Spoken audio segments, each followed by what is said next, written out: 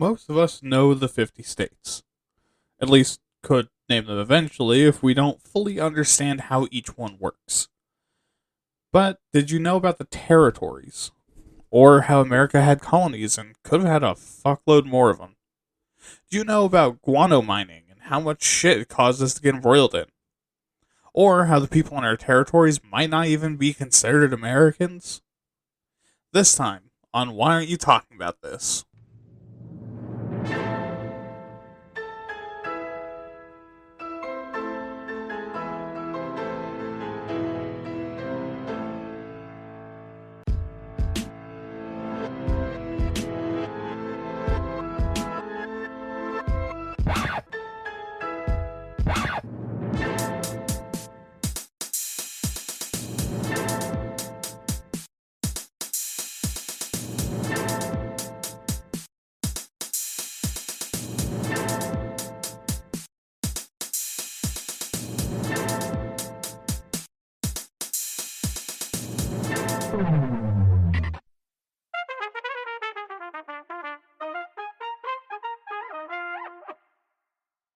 Hello, everyone, and welcome back to another episode of Waytat. I'm your host, William, and I will be your colonial host today as I tell you all about the U.S.'s history of stealing land that isn't ours and buying other people's trash. Which reminds me, I'm taking a page from America's book, and I'm claiming the land your house is built on. Sure, you can challenge that, but will you be able to complain before I get there? Anyways, before we continue on, it means the world to have you listening. It really, really does mean the world to me to have my voice ringing in your head, like America's constant reminders that we could have been an empire if those fucking freaks in Europe could keep their dick in their pants for just 5 more minutes. Also, I don't really have a whole lot of announcements today, except for one, that it seems like the show's been doing a whole lot better lately. So I want to thank you all so much for listening and spreading the show. And if you've just discovered me, I want to thank you so much for taking the chance. I know it can be scary listening to new shows, especially ones this long, but it is really appreciated. Also, as the other big piece of news, happy Pride Month, everyone. I think if the schedule lines up how I think it is, this will be my only Pride episode, or my only June episode. So yeah, I wanna hope that you all have a great Pride Month, and do me a favor and punch your local homophobe right in the taint. Let's get on to the show. Yeah, don't do that, please. I really cannot afford to go to court again. Anyways, this episode is all about the American states and territories, with a good amount about colonies too. Because, we used to be a colony ourselves. Pretty wild, right? That we weren't placed by God himself to lead the world to wasp Christ. Also, this is because for some reason I got obsessed with showing a progression, so yeah, get ready for that. So with that, let's get into defining terms before the US entirely fucks it up. So a colony is in any area where a foreign power has spread its political control to, or is where their citizens have established residence while maintaining ties to the parent state. And under that definition, America has definitely had colonies, something we will be discussing later. Also, side note, while we aren't going to really get into it, colonies weren't only done for evil reasons and had some benefits, but aren't really worth it considering the whole, genocide and suppression and racism that comes from it. A territory is an area belonging to or under the jurisdiction of a governmental authority, and finally, a state is a nation or territory considered as a single organized political community under a government or civil authority. In the US, though, the definitions are a bit different. Not for colonies. We don't have those anymore as much as it chaps our ass. But the definition of territories in the U.S. is that it's a subnational administration overseen directly by the federal government. Under this definition, they're not sovereign entities and act as direct parts of the federal government's authority. They're under the direct control of the federal government, but are not recognized to be part of the U.S., meaning that they have to follow federal laws and rules, but aren't considered American. Yeah. But we also further define them as unorganized or organized and unincorporated incorporated. Organized territories are lands under federal sovereignty that are given self-governance and have documents saying how they're meant to be run and by who, while unorganized territories have no self-governance at all. Which I can tell is giving you a twist in your dick, given that you're likely an American. But get ready for more of a dick twist with incorporation. Incorporated territories are places where the Constitution applies, and unincorporated territories are where it doesn't apply. Now, I know that makes you terrified, and it should, but mind that human rights and fundamental rights are still recognized. They just don't have constitutional rights. Like freedom of speech, right to privacy, speedy public trial, and also not having to garrison soldiers or police. Totally not terrifying at all. We also register them by inhabited and uninhabited, with, inhabited territories having permanent residents and uninhabited having no permanent residents. Uninhabited territories normally have scientists and or military personnel to maintain power over it. And this territory system was created mostly to maintain the power of the government over a particular claim, but that they didn't really have the power, authority, population, or resources to be considered as or entered into the Union. Also, usually once a place gains about 60,000 people, the government will usually start to at least consider it for statehood. And how does statehood happen? Well, that is a simple majority vote in the House and Senate to grant them entrance as a state. Yep, that easy. Well, I mean, kinda. You have to file the paperwork afterwards, but, actually deciding that this is going to be a state is pretty easy. Speaking of which, a state, according to the U.S., is a political division that occupies territory within the U.S. that is considered a sovereign nation in its own territory, with the authority to enforce a system of rules over the people within it, but are subject to following a number of federal laws. There you go. But as you know, as an American, the U.S. has 50 states. Those being, in order of population size, California, Texas, Florida, New York, Pennsylvania, Illinois, Ohio, Georgia, North Carolina, Michigan, New Jersey, Virginia, Washington, Arizona, Tennessee, Massachusetts, Indiana, Missouri, Maryland, Wisconsin, Colorado, Minnesota, South Carolina, Alabama, Louisiana, Kentucky, Oregon, Oklahoma, Connecticut, Utah, Iowa, Nevada, Arkansas, Kansas, Mississippi, New Mexico, Nebraska, Idaho, West Virginia, Hawaii, New Hampshire, Maine, Montana, Rhode Island, Delaware, South Dakota, North Dakota, Alaska, Vermont, and Wyoming. Ranging from 39 million Californians to 600,000 Wyominglings.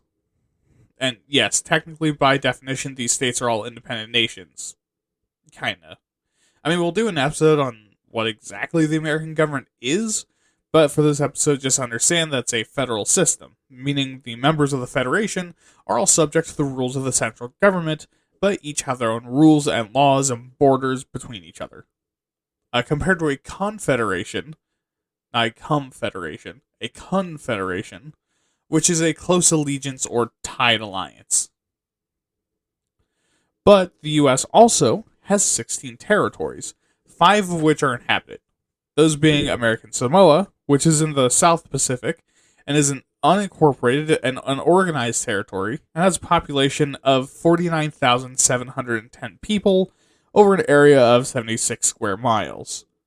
Politically, they're nonpartisan, but they have a Republican representative in the House of Representatives. Guam, another island in the South Pacific near the Philippines, is unincorporated and organized with a population of 153,836 over 210 square miles.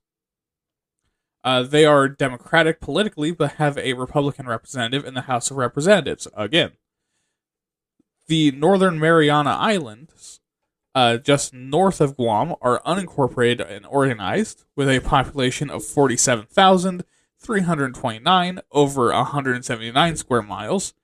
And you'll notice all of these places are pretty rural. Their politics are a mix of independent and Republican, but they're represented by a Democrat in the House of Representatives. And I think that's where it ends with it flipping back and forth. Puerto Rico, and if I have to tell you where that is, I'm going to fucking cry, is unincorporated and organized with 3.2 million people over 3,515 square miles. They are politically democratic and progressive.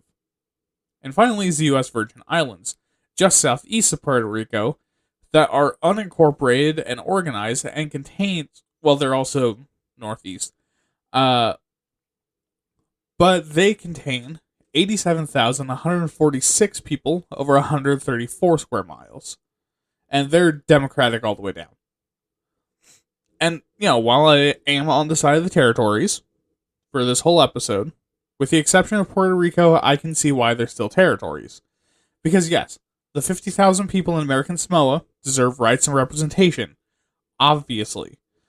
But their population size is literally less than Albany, Oregon, about 2,500 miles away from Hawaii, which is about 2,400 miles away from the mainland. It's kind of hard to care a whole lot. But, we'll get more into that in a bit. Before then, let's talk about the uninhabited islands. Those being Baker Island, 0.81 square miles, Howland Island, 1.7 square miles, Jarvis Island, 1.8 square miles, Johnson Atoll, 1 square mile, Kingman Reef, 6.9 square miles, nice, Midway Atoll, 2.4 square miles, Palmyra Atoll, 5 square miles, and Wake Island, 2.9 square miles. And all of those but Wake Island are nature preserves, and Wake Island is under control of the Air Force.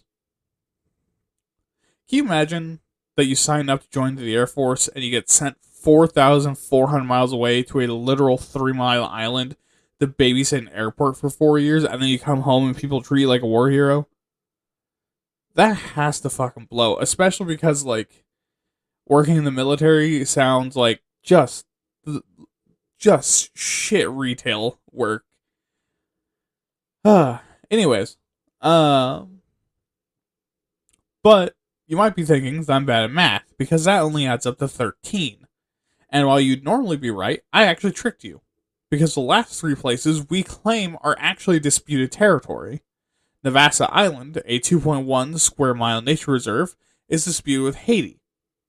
Meanwhile, Bajo Nuevo Bank, 42 square miles, is disputed with Colombia alongside Serenia Bank, which is 140 square miles. And despite being told to fuck off by the International Court of Justice, we still hold claims to the territory despite being officially under the control of Colombia. So, there you have it. All of our states and territories. So, now let's ask, how do we get these? Well, let's go to the history section to find out. And we begin again with the ancient Egyptians. What, did you assume that America was the first colony? Grow the fuck up, sweetie. So the ancient Egyptians in 3200 BC colonized around southern Canaan, or modern-day Palestine and Israel, which, yes, I know, but we're not going to talk about them today. Holy shit, is that a can of worms I'm not getting into right now. But the ancient Egyptians would ship pottery, tools, weaponry, and crops back and forth, which is how we knew that they had founded a colony there.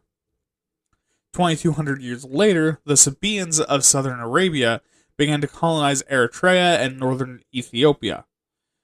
In the early part of this millennium as well, the Phoenicians became a major trading power in the Mediterranean, controlling colonies as far west as Spain and Morocco, and having trade contracts with the Greeks and Egyptians as well, and their most famous colony, Hadasht, would eventually become Carthage. And this gave them power over basically the entire Atlantic from Britain to Senegal. which is a fucking massive area. It also gave them a whole lot of power in the Mediterranean Sea. Ancient Greece was also in on the colonization game, with colony formation being fairly common. If a city-state was beaten during a war, there was a coup or a social unrest, or there was simply good opportunity somewhere, it's fairly common to start colonies. In the first two cases, usually it would be like the defeated side after the conflict would go and colonize a new area. But this came in two forms. An apokia, which is a new city-state, or emporion, which is a trading colony. And through this practice, a lot of major ancient Greek city-states had colonies everywhere around the Mediterranean, with the longest living being Miletus of the Ionian League, with 60 colonies to its name, which covered essentially the shores of the Black Sea in the east, all the way to modern Libya and Spain. And the ancient Greeks made it as far as Crimea to establish permanent colonies and settlements. Yeah, that's right, people. The ancient world was a lot more open and explored than we think it was. And of course, if the Greeks did it, so did the Romans. For a long time, the Italians would send out colonies to gain new territory, but as the Roman Republic formed, they'd rely on colonies rather than on a standing army.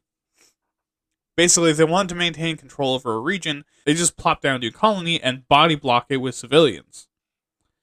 Which is some real Geneva suggestions. And of course, they needed to systemize their sadism because it's the Romans. So if they're going to go through the effort to violate your human rights, they're going to document it. So their system was to have up to 300 Roman citizens, and a large party many times that number of other Latins to settle the area, with 1/3 of all conquest being given to them. Of course, as time went on and they began to colonize in mainland Europe, it became fewer and fewer citizens and more Latins. Regardless, these colonies were led by 3 people, acting as a commission, and were appointed from relatives of the colony's patrons. And when they entered their new colony, the colonists moved in a full military parade. Of course, all this risk had its rewards, like no taxes, their own senate and constitution, representation from the state, and also being free of military service, since that was basically what they were already doing. They could also own property and gain the ability to move to Rome as citizens, which was a huge deal back then. However, as the empire began to rise to prominence, this slowly got chipped away as the emperor had the right to found colonies and began to fill them primarily with the poor or soldiers, until eventually you weren't given an opportunity. You were voluntold to put your thick, juicy cheeks in the path of barbarians for the glory of Rome. In the same general time period in China, the Han Dynasty was doing similar shit. The Han extended the control of China through much of modern China, Inner Mongolia, North Vietnam, North Korea, the Hexai Corridor, and the Tarim Basin. That's basically out to the middle of Asia and throughout most of the north-south kind of area before Russia and into Vietnam. And after 121 BC, they also conquered the Ordos Plains, the Ordos Plateau, when they defeated the Mongolian ruler Hun Yi. And in order to control this massive area, they established the Tuntain, and pretend that's how that's pronounced, colonies, being military garrisons established as frontier outposts with agricultural yields. They were basically like small farming settlements that were filled with soldiers to keep control over the region better. But from there we go to the 500s AD, when the Roman Empire fully collapses into the Middle Ages. During the early Middle Ages, there were massive movements and colonizations of people across Eurasia as people diasporated from Rome and people from across the world moved to the very hospitable and easily worked Central European land. Meanwhile, during the early and mid-Middle Ages, Arabic nations established their own colonies across North Africa, Mesopotamia, and the Levant. And the Vikings, who were equal parts raiders, colonists, and traders, which a lot of people forget about and assume they were just roving barbarians, established colonies in Iceland, Greenland, across Europe, Africa, and the Middle East, and even into Canada, which they called Vinland. Yes, that Vinland, you fucking weeb. But then we come to the 15th century, the so-called golden age of European colonization. It begins with Portuguese explorers working to find a lost Christian kingdom in the Middle East and to encircle the Ottoman Empire while also expanding the spice trade, with the earliest being the conquest of Ceuta in 1415. During the 15th century, the Portuguese discovered the islands of Madeira, Azores, and Cape Verde. The Spanish pay for Christopher Columbus, who believed that the world was shaped like a pear, by the way, because he was a fucking dumbass, to explore alternate routes to Asia in 1492. And he believed he landed in India when he made landfall to the Caribbean Antilles. And for some reason, he just started fucking blasting. Yeah, he was hired to be the first ship on, like, a trade route to Asia, according to his incorrect calculations, that, you could just sail north forehead and get an easier trade route when he landed and thought he found local Indian villages, so he just started killing. Like, that's dumb and sadistic. And, we have a holiday celebrating this fucking dude. Anyways, Bartholomew Diaz sailed around the Cape of Good Hope in Africa in 1488, followed by Vasco da Gama reaching India in 1498, which, that has to suck for Columbus. Although he was convinced he had landed in India and until his dying day. So, actually, he was fine with it. Portugal and Spanish territorial claims in the Americas was resolved in 1494 with the Treaty of Tordesillas, dividing the claims along a northern-southern line 370 leagues west, 370 leagues to the west of Cape Verde, which divided Spain's claims to the Pacific and most of Asia, Africa, and the Indian Ocean to Portugal, which sounds like Portugal got the better part of this deal. Into the 16th century, Ferdinand Magellan sailed for the Spanish crown in 1521 and crossed the Pacific Ocean, all the way to Guam and the Philippines, which Portugal had already found, which kind of violated that sexy little treaty, until 1529, when the Treaty of Zaragoza, which put the meridian line all the way around the world. But Portugal continued to push both east and west into the oceans and made the first direct contact on mass scale with people as far away as Mozambique, Madagascar, China, and Japan, at least for Europeans. In the meantime, the Portuguese established colonies in Brazil, and the Spanish established colonies in the area of New Spain, which was basically from British Columbia, across the Louisiana Purchase, and south through Colombia, and also Peru, Argentina, and actual Colombia. And while in the east, these new colonies encountered highly organized, massive cultures with their own standing armies and well-guarded trade routes, that wasn't the case in the New World, meaning that Spanish and Portuguese culture didn't really spread too much, and they weren't in a conquest position in the Far East. Which, again, wasn't really true in the New World. And these conquests and violations of human life eventually culminated in the Sorry, I'm trying to think of how you pronounce that in Spanish.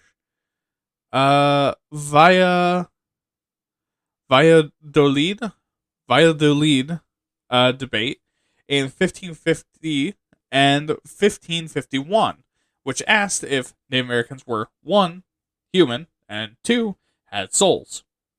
Which is a fucked up thing to talk about. On the case of yes in both parts, and therefore deserving of some dignity, was Dominican friar and New World bishop Bartolome de las Casas, who claimed that, sure, they do human sacrifice, but they are indeed human, and are deserving of dignity. However, the scholar Juan Ginés de Sepulveda argued that they weren't deserving of the title because of practices including human sacrifice and crimes against nature, whatever that means. Knowing Christians, it probably means doing it in the butt and not the ritualistic cannibalism, but you know. But I will say, I'm on the side of Bartolome, obviously, but neither person was necessarily entirely wrong. Did the native populations deserve mercy and be treated like human beings with culture, society, and souls? Yes, obviously. Should they have been doing human sacrifices, slave wars, and ritualistic cannibalism? No, obviously. Also, it shows a lot of racism that the native population wasn't included in this discussion that very heavily related to them, but, you know. Anyways, both parties say that they won, but I think history has shown that unfortunately it never really mattered who won the argument because the genie was already out of the bottle. Towards the end of the 16th century, the Northern Europeans got in on it too, with France first deciding to send out pirates against Spanish fleets before eventually establishing their own settlements outside of areas of Spanish interest. With the French taking a good amount of the Midwest and eastern Canada near the border, the British taking the east coast and northeast Canada, and the Russians taking parts of Alaska and western Canada, and the Dutch claiming some of the coastline in South America. Which then leads us to the 17th century. In 1600, the East India Company is founded, forming an aggressive and incredibly violent corporate company meant to take control of India and East Asia, basically by any means necessary, which they would succeed in taking over India by the end of the 19th century. In 1701, the War of Spanish Succession begins, signaling the end of Spanish imperial power across Europe and a loosening of their control over their new world holdings. And in 1791 to 1804, France loses a colony in the New World as the Toussaint L'Ouverture. Fuck me, don't judge me. Led Haitian Revolution ends with a free black republic as the second nation to be born in the New World, which America would not recognize until 1825 because we're a bunch of dickbags. In 1808, Napoleon invades the Iberian Peninsula, causing Spain to lose a whole lot of their American colonies. And with Joseph Napoleon Bonaparte on the throne, Spanish power spirals downward until they're ousted from the Americas by 1831 and creating a massive chain of republics inspired by the US and Haiti, all the way down from Mexico to Chile. However, Spain held on to their islands. In 1813, the British and Russians begin to compete for control of Asia, called the Great Game. And in 1821, Brazil declares independence bloodlessly and elects Dom Pedro as their monarch. Also, the Great Game is going pretty well between 1839 and 1860 as the Opium Wars rage. Basically, this is when the British were trying to control the Chinese by forcing them to trade opium, while the Qin dynasty was actively trying to ban it. Which, that's fucked up. Also during this period, Matthew Perry visited Japan. And he makes a good enough impression with them that they start to open themselves up to the West more, and the Meiji period begins. Which would start the long spiral, eventually leading to jizz-crusted stinky foot fetish orihime body pillows in the beds of lonely weebs all over the world. And yes, these two things are related, and yes, with fewer threads than you'd think, and yes, that is disturbing information to know. Anyways, in the 1870s, new imperialism begins, which, unlike old imperialism, doesn't include all the murder of innocent native populations. Nah, just fucking with you. Instead, you're actively trying to murder more of them while also collecting land and power just for the sake of it and enforcing policies of racial violence and white supremacy. You know, just European things. Between this time and World War I, a total of 8.8 8 million square miles would fall under European control. In 1884, the Berlin Conference occurs, where the European nations, without any input from Africa, divvies up the entire continent amongst themselves, causing a mad scramble of colonization all over the continent, which became called the Scramble for Africa, which deserves an episode of its own on a show that isn't this one, because holy fuck, I can barely keep it together as is. But that is some deep and very racist and troubling history. And then we get to the World Wars. After the first one, but before the second, in the wake of Germany and the Ottoman Empire losing, their colonies were redistributed to the Allies, including all of the Middle East, which was then carved up and transformed by people in suits in Europe who just kind of randomly started putting lines down on a map, which totally didn't have dire consequences. However, this interwar period also causes a lot of pushes for independence and colonies beginning to desire their own autonomy. Meanwhile, Japan is becoming fascist and also imperial power by conquering vast parts of China, Taiwan, and Korea. And of course, once World War II breaks out and causes more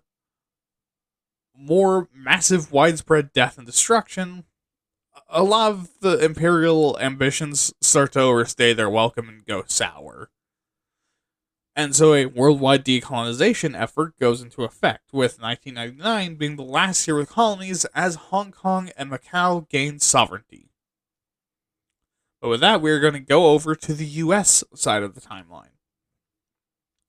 Beginning, of course, on July 4th, 1776, when the 13 colonies initially declare their independence, and God looked down on the earth and said, fuck yeah. Those being the province of Massachusetts Bay, New Hampshire Grants, Connecticut, Colony of Rhode Island and Providence Plantations, the counties of Newcastle, Kent, and Sussex upon Delaware, Province of New York, Province of New Jersey, Pennsylvania, Virginia, Maryland, North Carolina, South Carolina, and Georgia. And pretty quickly, a few of these changed names. Like in 1776, the province of Massachusetts Bay became the Commonwealth of Massachusetts, and New Jersey, New York, and Rhode Island all traded out colony and province for state. Also, Pennsylvania became the Commonwealth of Pennsylvania, while Delaware goes from that long-ass name to Delaware. Also, New Hampshire Grants becomes New Connecticut before deciding that's way too confusing and becomes Vermont.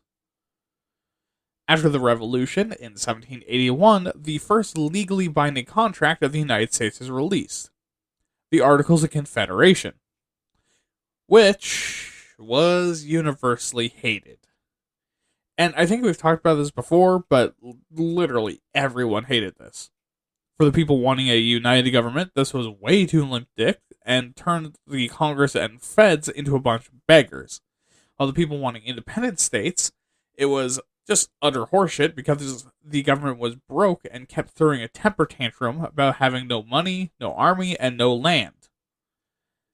But somehow, not seeing this as a chance to rally again, the British decided to just sign over the land that we took from them in 1784. Mostly because they were experiencing pressure from France and Spain.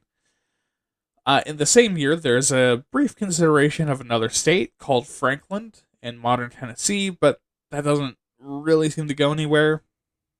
And a bit of kindness in North Carolina gives the government some land from their western half, which then becomes the Southwest Territory on the East Coast.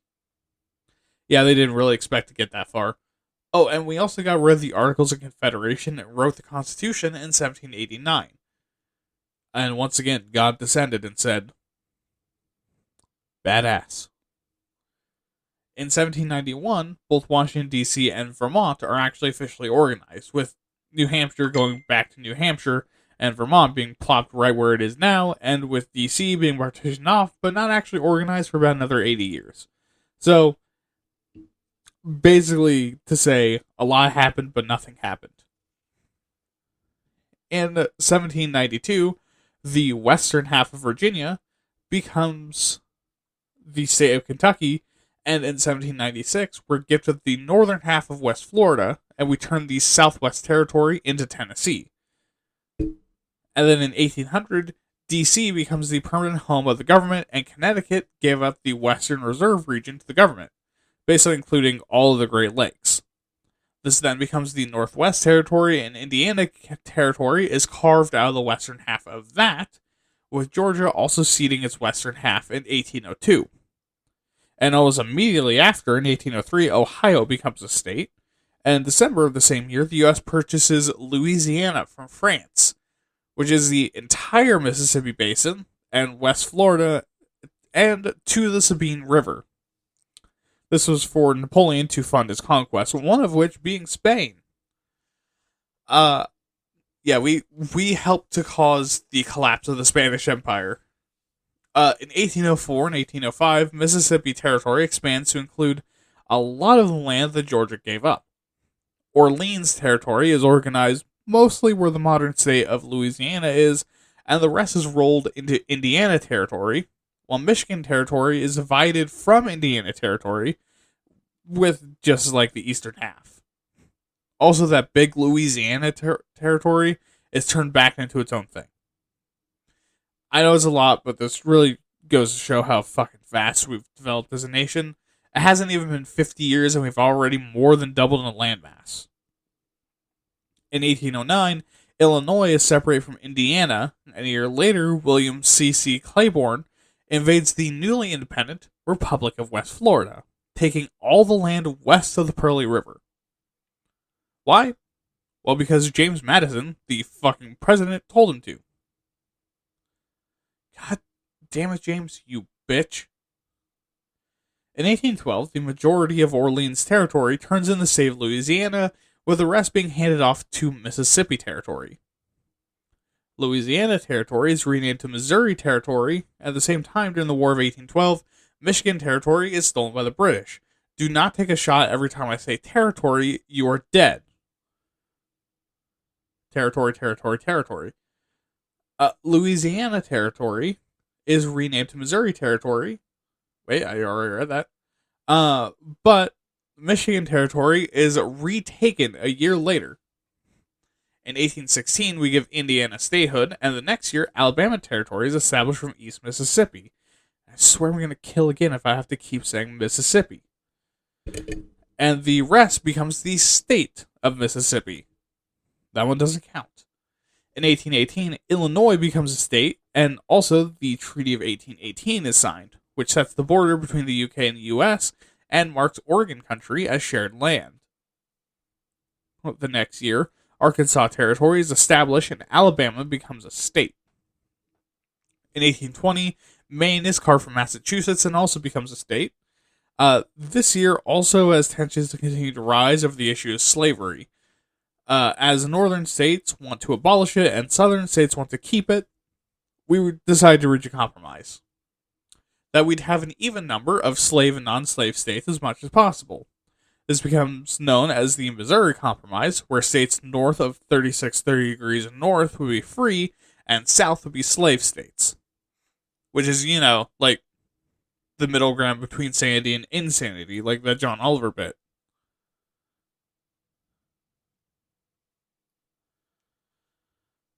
Then in 1821, as Spain is struggling with money and having conflicts with the US and other colonial powers is becoming too expensive, the Adams-Onis Treaty takes effect, which creates a border between Spain's holdings in the New World and the US while also selling us Florida. Also, Missouri becomes its own state. And then for 11 years, everything chills out before the area just past the Connecticut Lakes gains independence and becomes the Republic of Indian Stream, which will then be rolled into New Hampshire in 1835. In 1834, though, Michigan territories extend west of the Missouri and White Earth rivers. Americans, meanwhile, begin to move to Texas, pushing the demographics towards white Americans. And after some skirmishes between Mexican military and immigrant militias, due to wanting control of the region and claiming that the New Mexican Constitution violated their rights that they had moved to Mexico for, Texas rebels against Mexico. In 1836, Arkansas Territory gained statehood as, drumroll please, no points for guessing this is Arkansas. Also no drumroll, because fuck you. Wisconsin Territory is also established. Territory is also established. In 37, Michigan becomes a state, and Iowa Territory is established in the next year. In 1839, Texas succeeds in its rebellion, including that last stand that I can't quite remember the name of, and they become the Republic of Texas, which is short-lived because just 6 years later, both Texas and Florida become states, and the annexation of Texas leads directly to the Mexican-American War.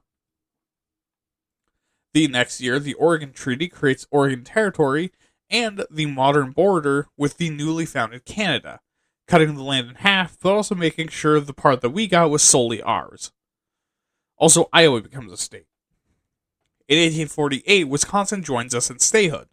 Also, the Treaty of Guadalupe Hidalgo ends the Mexican-American War, giving America all of Alta California and Santa Fe de Nuevo Mexico. Oregon Territory is formally formed, and so, okay, pause real quick. To recap, in the span of about 72 years, our empire spans coast to coast, with the U.S. having land claims over about 1,000 miles long. Yeah, quite the mindfuck, huh? We grew very fast. The next year, despite petitions to found the fucking massive state of Deseret that formed in the American Southwest, this is not in my notes, but I remember how big it was. It was basically like border Nevada to almost border of Texas, and then northward into like halfway into modern Idaho, and then south to the border. Like, it was fucking massive. But Utah Territory is formed, and the petition is promptly incinerated alongside the hopes and dreams of several thousand people who willingly chose to live in Utah. I mean, nothing really lost there. In 1850, California is admitted as a state, and New Mexico Territory is established. 4 years later, Kansas and Nebraska territories are both established, and we also buy the Gadsden Purchase from Mexico to resolve a territorial dispute and make railroad travel easier, which is then added to New Mexico. That's like the little boop, the little boop on New Mexico.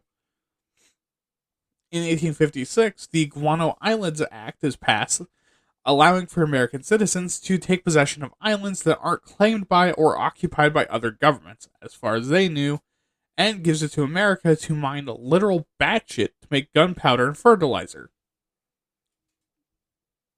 And the first two victims of this are Baker and Jarvis Islands, followed quickly in 1858 by Navassa and Howland Islands. And an equally large crock of shit, Minnesota, becomes a state in the same year. In 1859, Oregon is established as the 33rd state. Also, Johnston Atoll is claimed despite being claimed already by Hawaii. Not letting this stand, we dispatch the fruit company. And we will catch up with that later. In the same year, we also claim Enderberry Island, McKean Island, Phoenix Island, Starbuck Island, Christmas Island, and Malden Island. And then through 1860, we claim the following islands: Atafu, Burney Island, Butar Itari, Carolina Island, Fanning Island, Flint Island, Gardner Island, Canton Island, Kingman Reef, Manahiki, Maracay, Nukunono, Palmyra Atoll, Penryn, Puka Puka, Rakahanga, Jesus Christ, I'm bad at pronouncing these. Swains Island, Sydney Island, Vostok Island, and Washington Island. Also, Texas gives up some of its land in exchange for looking how it does now. It got a haircut and grew some dick and balls. Okay, but things were not all good and stealing islands from sovereign nations. Because, see, for quite some time, there had actually been a debate brewing over the power of the government and how many rights the states had and what exactly those rights were. And if you're paying attention to what time it is on the timeline, this is largely, or entirely, over slavery, with southern states and their supporters claiming that it was their right to allow slavery, while northern states and their supporters claimed that it was their right to call them pieces of shit for it and peer pressure them into giving up slavery. And then you had the pro-feds that wanted slavery, and for the feds to be on their side and force the North to have slaves, and vice versa. Which all came to a head in 1860, with all sides of this fight even breaking out into violence in the Senate itself, with the election of Abraham Lincoln to president. A man against slavery and also pro-collective power, which causes South Carolina to secede from the Union. And the next year, they're followed by Mississippi, Florida, Alabama, Georgia, and Louisiana, who then Voltron together into the stinkiest, most racist giant robot in the Confederate States of America, later joined by Texas towards the end of the year. Also, Kansas becomes a state, and Colorado, Dakota, Nevada, and Arizona territories are all established, which feels like a footnote, but hey, it happened. And then, on April 17th, 1861, after the battle for Fort Sumter, a battle that neither side necessarily wanted to happen because both sides were kind of posturing for a bit and the Confederacy had misinput, Virginia secedes from the Union and the Civil War begins. After this, Virginia, Arkansas, North Carolina, and Tennessee all join the Confederacy, alongside splinter governments from Kentucky and Missouri, as Kentucky joins the Union after being attacked by Confederates, and the Confederates also capture Arizona. The next year, we claim Swan Islands, and Palmyra Atoll is lost to Hawaii's claim. Again, we're setting the fruit company. In 1863, Idaho Territory is established, and the pro-Union counties of Virginia become the state of West Virginia. Then in 1864, Montana Territory is established, Nevada becomes a state, and we lose Malden Island to the UK. Also, all this feels a lot like a child playing in the sandbox where their dad strangles a man to death behind them. Like, we're over here focusing on territorial disputes over islands in the middle of the fucking Pacific Ocean, while the United States is gripping and ripping on its own asshole and jaw at the same time and killing more Americans than have ever died in any other war combined ever. But hey, not the right episode for it. Anyways, on May 5th, 1865, the Confederacy's cabinet meets in Washington, Georgia, and is dissolved, with military surrenders all across 1865, but with the writing on the wall by April 9th that the war was basically over, which meant that we could now work to start reclaiming all of this land that we just freshly burned down. And immediately in 1866, Tennessee is readmitted to the U.S., and we lose Starbuck Island to the U.K. In 1867, Nebraska was added as a new state, we claimed Midway Atoll, and we bought Alaska from Russia, which was seen as pretty fucking stupid at the time, because we didn't know there was oil there yet. It was just kind of a big, empty, frozen piece of shit.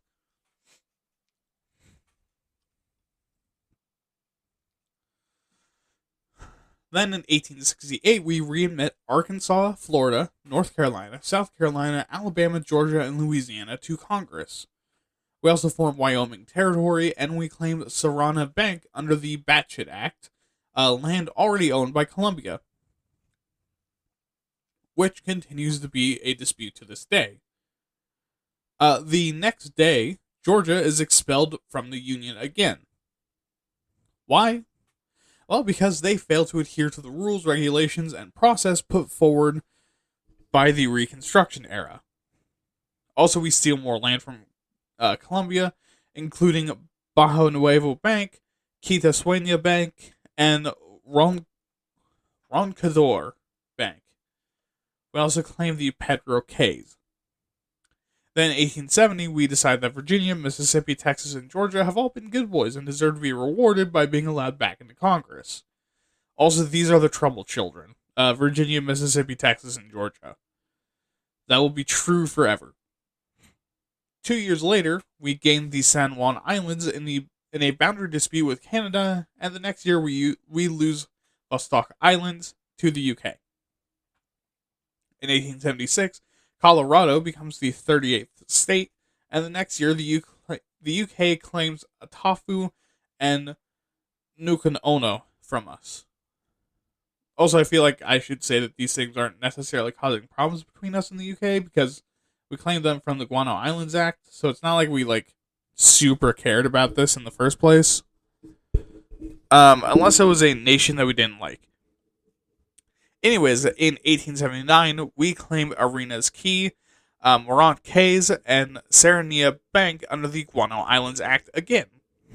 All of which were already claimed, and then the Western Triangle Island from Mexico the next year. In revenge, the UK takes Flint Island. Jumping in on the vengeance, Morant Cays and Pedro Cays are claimed by Jamaica.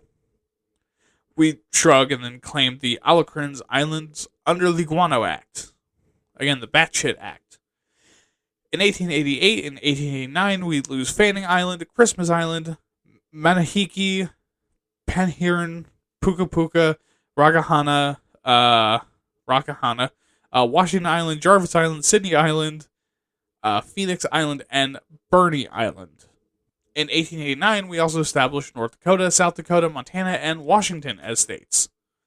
Then, in the next year, Idaho and Wyoming become states, and then the next 4 years we lose Gardner Island, Butcheritari, Maracay, the Alecrins, Arena Key, and the Western Triangle Island. And then, in 1896, we establish Utah as a state. Following into 1898, our long-term plan for the overthrow of Hawaii happens. Kinda. See, I think that the U.S. did plan this, but it isn't necessarily the case. There's not documentation for it. That's just my own conspiracy theory. Basically, Dole, the fruit company, moved a lot of operations to Hawaii. And seeing them be a bunch of capitalist pieces of shit exploiting their people, Hawaii moves to tax the fuck out of Dole and force them to take responsibility for making sure their workers aren't treated like shit. So, being very reasonable, Dole Fruit Company gathered a bunch of white people and fucking overthrew the government, impeached the monarch, and then got annexed by the U.S. Yep, they gathered a militia and overthrew a nation. I mean, fuck me, that's a travesty. Anyways, at around the same time, we started to notice that, hey, Cuba's not really doing too hot. Which was kind of an understatement, but it became blown up in the U.S.'s yellow journalism run, which is going to be a future episode, trust me, into a massive national fervor to help Cuba in their fomenting war against the Spanish, including the drink, the Cuba Libre, which is the blacked out profile picture to represent not being a fucking racist equivalent of the last century. But this came to a head in 1899 when the USS Maine had internal combustion in Havana Harbor, Cuba. In the aftermath, not wanting to admit that our fancy fucking ship had done an oopsie and turned into scrap metal at the bottom of the ocean, combined with the yellow journalism spraying the word that Spain massacred our boy, public support for a war with Spain reaches a point where we decide to enter the Cuban War of Independence. In the aftermath, because we were kind of like the last push, in the aftermath we gain Guam, Puerto Rico, occupy Cuba, and we also pay $20 million for the Philippines. Which almost immediately causes us to go to war with the Philippines to pacify them and remove that silly notion from their brain of being a republic. In 1900, we took ownership of the Samoan Islands, and Hawaii and Puerto Rico become territories in 1901. We end the war in the Philippines in victory, killing their leader and installing a puppet government.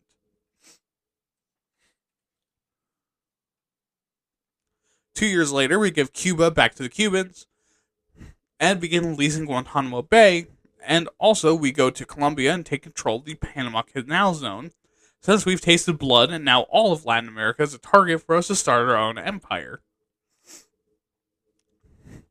We essentially colonized the area and directly caused the founding of Panama, a strong ally to this day, because we colonized the fuck out of them. By the next year, we signed a treaty with Panama that gives them all of the land except for the canal, which will be constantly renegotiated and expanded for decades upon decades. Oh, also we get the Manawa Islands. In 1907, Oklahoma becomes a state, and Arizona and New Mexico join in 1912. In 1916, we let the Philippines organize to be a bit more autonomous. Oh, also, to be fair to America from the earlier thing about us, like, oppressing the Philippines, we were better than the Spanish, but also saying that we treated our colony better than the Spanish would be like saying a 1970s husband treated his wife better than a 1950s husband. I mean, you're right, but neither one sees their partner as a human deserving of respect, let alone love, and there's still a lot of abuse, it's just less physical. We also claim Navassa Island, and in the next year we buy some of the Virgin Islands from the Danish, calling them the U.S. Virgin Islands, which is the sickest burn you could ever call someone. A U.S. Virgin Island. In 1922, we annex Kingman Reef, and in the next year, we lose Swan Islands. We keep just trading fucking islands. In 26, we turn Johnson Atoll into a bird refuge, and 8 years later, Kingman Reef is given to the Navy. Then the Commonwealth of the Philippines is established, a bit more of an autonomous state for the Philippines. In 1936, we formally gained Baker Island, Howland Island, and Jarvis Island, and organized the U.S. Virgin Islands into a territory. But we do lose Canton, Enderbury, and McKean Islands. In 1939, we claim Whakaofo, Funafuti, Whole Island, Nihu Lakita, Nuku Feteo, and Nukulele. Also, I will beg right now, please, if you know how to pronounce these, please have mercy on me. I'm bad at pronunciations. Also, there's a lot of different languages to pronounce in this episode. And at this point, with our imperialism erection at full mast, we started to get ready for more colonization of Latin America, as we're kind of the power position as one of the most powerful nations. We haven't gotten our fix of imperialism, like every other Western nation. And also, everyone else is distracted fighting those silly Germans talking about murdering Jews and queers or something. Until Japan flies several planes directly into our goddamn boats. And if you know America, the two things you don't fuck with is our boats and our towers. In a sudden attack, Wake Island and Guam are lost to Japan in 1941, and thinking they had us beat since they took out a good amount of our navy and just rolled over a couple islands, they turned their attention to taking over the Pacific Ocean, including in 1942 when the Philippines are lost to the Japanese after the Battle of Bataan and the Battle of Corregidor. Which, if we're comparing 1940s Japan to America or 1850s Spain in terms of colonial overseers, a bad day under Spanish rule would be fucking fantastic. That would be like trusting your child around a Catholic priest. But unexpectedly, the U.S. getting its cock smashed in with a hammer unlocked all 44 of our chakras, like that scene in Avatar, and it gave us just enough of the anime power-up we needed to slaughter the Japanese Navy in the Pacific, while also invading Europe, North Africa, and the Middle East. Good job, Japan. I'm sure this choice doesn't haunt you to this very day. But in 44, we retake Guam, and in 45, we retake Wake Island and the Philippines. And due to our post-war clarity, we give the Philippines independence. Something that I'm sure America regrets to this day. It's like how during the refractory period is when you feel shame until your cum meter builds up again. But to make up for it, we're given control over the Trust Territory of Pacific Islands in 1947 as our trophy for not being complete scumbags. 3 years later, Guam becomes a territory, and in 1959 we make both Alaska and Hawaii states and discover oil in Alaska. And from there, we begin to lose islands and land in Panama until 1999, when we finally gave all of Panama back and are down to our current size. And with that, let's get the hell out of this very long history.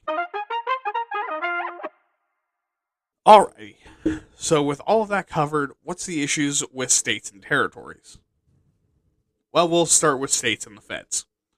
Because the debate of states' rights is still a hot debate.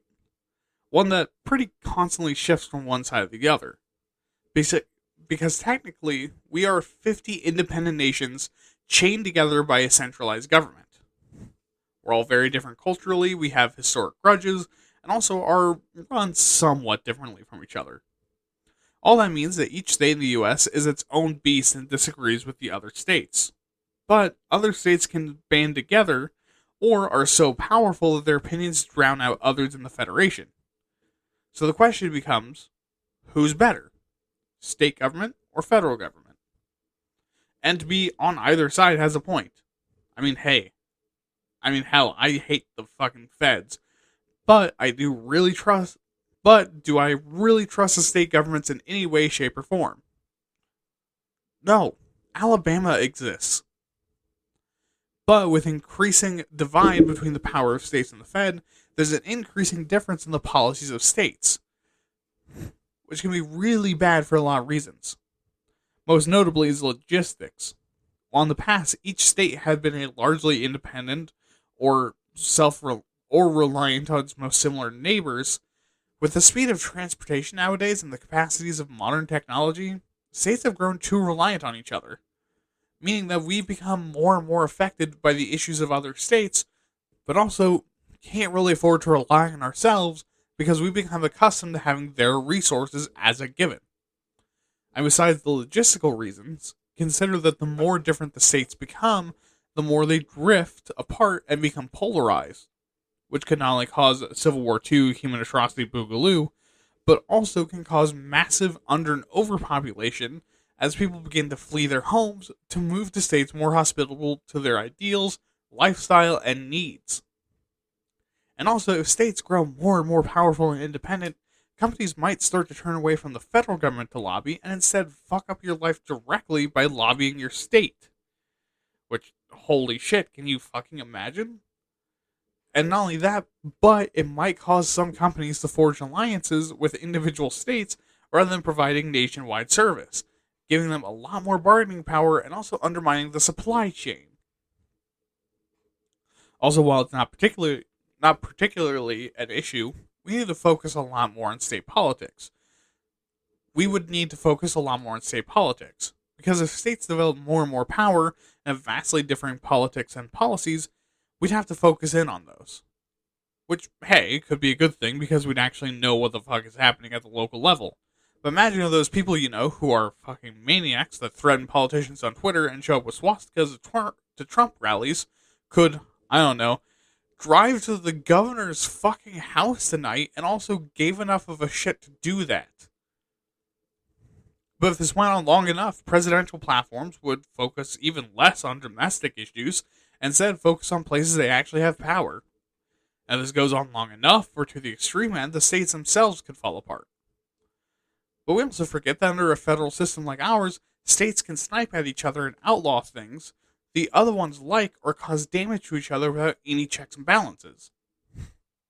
And because states can have wildly different policies, these states can form grudges and animosity that becomes hard to work through. But all of that even ignores a very fundamental question. Who do we trust? The states or the feds? Because the federal government fails to actually address a lot of the major issues that we see, and it starts to make people wonder if the federal government is actually a good regulatory agency. However, states also can't be trusted, because when they are trusted, horrific social policies are passed, like the abortion ban that effectively bans fertility clinics, medically necessary terminations, stillbirths, and miscarriages, or causes segregation and abuse of black people under like Jim Crow laws. And on top of that, you now have 50 different small governments to wrangle to agree on policy, which is not ideal, or how a lot of federal programs would simply stop existing, like SNAP and healthcare benefits, or regulatory agencies like the USDA, OSHA, and BBB. But okay, what about territories? Well, the first of the two big issues is territorial neglect. Territories are often neglected by the agencies that are supposed to be both overseeing and aiding them, which is just fucking cringe and also very American. This is especially true of helping territories deal with emergencies and the aftermath of tropical storms, which is a major and constant issue of a lack of federal funding for these services or any kind of support, which they're reliant on. And then the federal government puts its passion projects in their area and causes massive local disruption and damage. On top of all of that, because we don't give a single fuck about any territory besides sometimes Puerto Rico for woke virtue signaling brownie points, I'm not an exception, the government doesn't care to even try to address how they respond to these things or even act in the first place. A lot of these territories can't afford to foot the bill on their own because they rely on the federal government so much. The other major issue is that in most territories, people are not afforded constitutional rights. Most glaringly, they are given very little ability to self-govern, they have very little voice, and very little authority to do much of anything. In particular, residents aren't usually given the ability to vote, often only having a single representative that holds practically zero authority and no vote in the Senate. Also, they don't have any of the protection that being a state gives you legally, meaning they can't make their own rules and they have no influence over how the government works. Which rolls into the fact that territories also lack authority. They cannot change their government or who's in charge, they have no inherent powers, and lack sovereignty. Basically, how it works for states is that the federal government gets its power from the states. It's the opposite for territories, meaning that any powers and abilities they do have, they get from the feds. It's like passing your sibling an unplugged controller to make them feel like they're involved. And finally, we're not even sure when they become states. Because that 60,000 people figure I said over an hour ago? Yeah, that's generally speaking. In reality, because the idea of territories was meant to be a stopgap between new acquisitions and state, and the laws were created from continental claims that were quickly filled with people and with changeable borders, the systems and legal language in place aren't really perfect. Especially because it was first created at a time when move fast, eat ass was the strategy to claim land, and oh lord, did we claim a lot of it, and fast. And the specific clause, the Congress shall have power to dispose of and make all needful rules and regulations respecting the territory or other property belonging to the United States, isn't helped by the fact that all of the other related clauses and all of the context around it implies states, not territories. Which means that the Supreme Court has ruled that Congress has direct control over these places, and oh boy, are they bad at directly controlling anything, including their own fucking bowel movements. But okay, deep breath. Before I have any aneurysm, let's talk about what other people think, and I'll gather my thoughts and give my solution in the soapbox. Okay, so let's first get ourselves a good baseline for what people think about governmental power. So first, what's the preferred concentration of power? Well, of the 37% of Americans that prefer a federal concentration, 62% of them are leftist and 17% are right-wing. Which makes sense, given that left politics has usually been more about collective action, but also shows that we as Americans really fucking hate centralized power. Which makes sense. Centralized power really suffocates the individuality that we hold dear. And of the 55% that prefer a power concentration of the states, 32% of them are lefties and 78% are righties. Which again, makes sense. However, keep in mind that this shift depends on who's in charge. Because while yes, in general, 74% of Americans think that giving the president more power is too risky and won't fix anything pretty consistently, the politics of that group shifts a lot. Like how in 2020, 58% of conservatives agreed with this and 87% of leftists did. But this year on the left, it's down 15%, and on the right, it's up 21%. Which, what changed in that period of 4 years? Yep, the president swapped parties. Meanwhile, only 24% of Americans think that giving the president more power would fix a lot. No, it wouldn't. That's never the answer.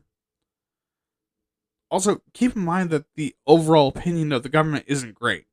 See, the federal government is seen as bad to 77% of people, while 22% of people see it as good. Which I don't know what those people are smoking, but I really don't want any of it. State approval is a lot closer, with 50% liking it and 49% hating it. The only kind of government that Americans seem to trust would be local, with 61% of people liking it while 37% hate it.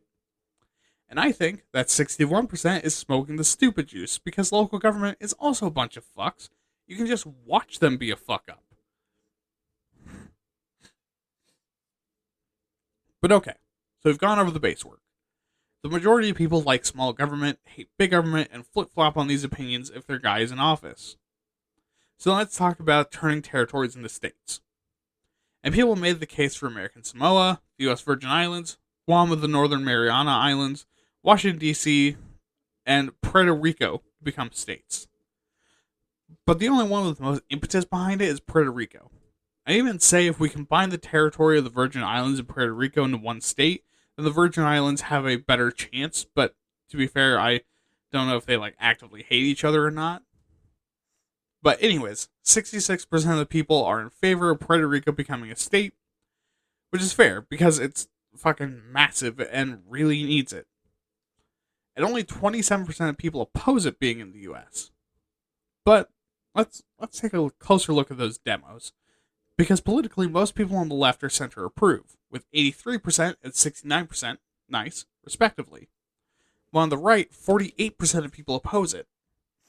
And older people also tend to oppose it, with people over 65 disapproving 37% of the time. Which I think shows why it's not a state yet. Because the people most outspoken about it not being a state are old people who don't understand that Puerto Ricans aren't Mexican illegal immigrants trying to dupe us. So, if we want this to happen, we have to shout over them until they die and then make it a state anyways. But, okay. Let's just go to the soapbox. So then, what's my solution? Honestly, fairly simple, at least as far as territories go. Firstly, we add the U.S. Virgin Islands and Puerto Rico in as a state together, then bring in Guam and the Northern Mariana Islands as their own state. Boom, there we go, we have 52 states. From there, we work to improve the systems for American Samoa, since it's way too small to be another state, and it's way too isolated. Maybe fully incorporating them to give them American rights. I mean, hey, that's just a start. And really from there, the greatest benefit to the territories would be to literally just treat the people there like people and actually fulfill our promises to them. We, as a nation, have assumed the responsibility to take care of our territories. It's long overdue, and we have to do it. Now. And Washington, D.C., I honestly thought I'd come out of this differently, but unfortunately they get the raw end of the dick. The federal government needs a place to be, and besides doing the Articles of Confederation thing and moving around every few years, there isn't another way to go. I mean, except giving Washington, D.C. its own local government, and they just host the U.S. government instead of them having direct control like they do right now. But as far as the differences between state and federal power, man, I don't know. Fuck them all. I hate the government. If you've been listening for a while, that shouldn't be a surprise. I hate this shit show and don't trust any of these motherfuckers. Let's go. Kind of surprised at the passion there. Didn't expect to have that much emotion in me about this.